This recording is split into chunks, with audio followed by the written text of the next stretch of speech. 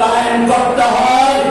বাংলাদেশে কোরআনকে দিনকে কায়েম করতে হবে।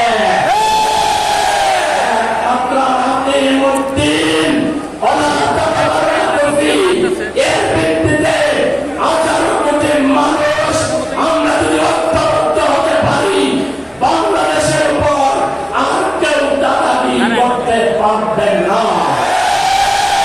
এই কোরআনের সমাজ যদি প্রতিষ্ঠা করতে হয়, তাহলে আমাদেরকে তার পদ্ধতি আমাদেরকে শিখতে হবে মুহাম্মদুর রাসূলুল্লাহ সাল্লাল্লাহু আলাইহি ওয়াসাল্লামের জীবন থেকে। লাকাদ কানা লাকুম ফি রাসূলিল্লাহি উসওয়াতুন হাসানাহ।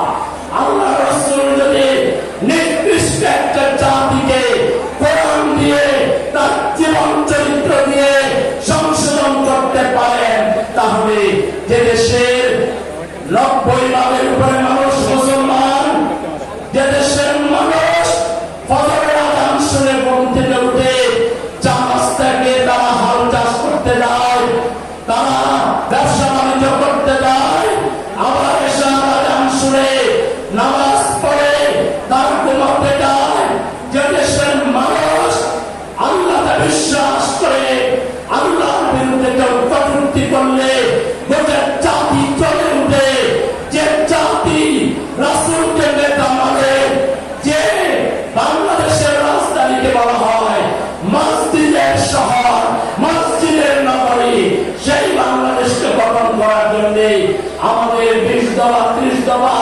50 দফা লাগবে না। আসুন আল্লাহর ভাষায় ওয়াতাসিমু বিহাবলিল্লাহি জামিআন ওয়া লা তাফাররাকু। 18 কোটি মানুষ কোরআনের ভিত্তিতে, ইসলামের ভিত্তিতে আমরা ঐক্যবদ্ধ হই। বাংলাদেশের সমস্যা সমাধানে মাত্র 5 বছর লাগবে। 5 বছরের ভিতরে বাংলাদেশ থেকে দারিদ্র আমরা কিভাবে পাঠাবো? 5 বছর লাগবে না, 2 বছরের ভিতরে সন্ত্রাসীদেরকে সন্ত্রাসের অস্ত্র সহ পায়ের নিচে বাধ্য করবো। বাংলাদেশে আর কোন সন্ত্রাস চলবে না, কোন গোল হবে না, রাজধানী হবে না। বাংলাদেশ সোনার বাংলাদেশে পরিণত হবে। সেই ধরনের একটা বাংলাদেশ প্রতিষ্ঠায় আমাদেরকে জনগণের কাছে যেতে হবে, দাওয়াত দিতে হবে, ইসলামের সৌন্দর্য তুলে ধরতে হবে, রাসূলের আদর্শ তুলে ধরতে হবে।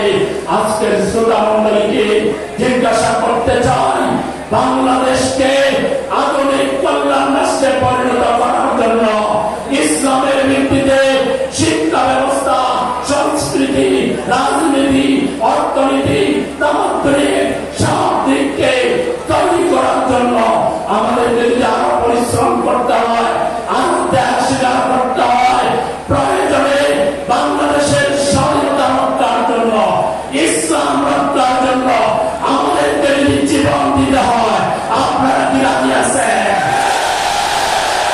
জীবন একটি ঐক্যবদ্ধ ইসলামী জনতাকে, তরুণী জনতাকে রাখতে পারে এমন শক্তি বাংলাদেশে নেন।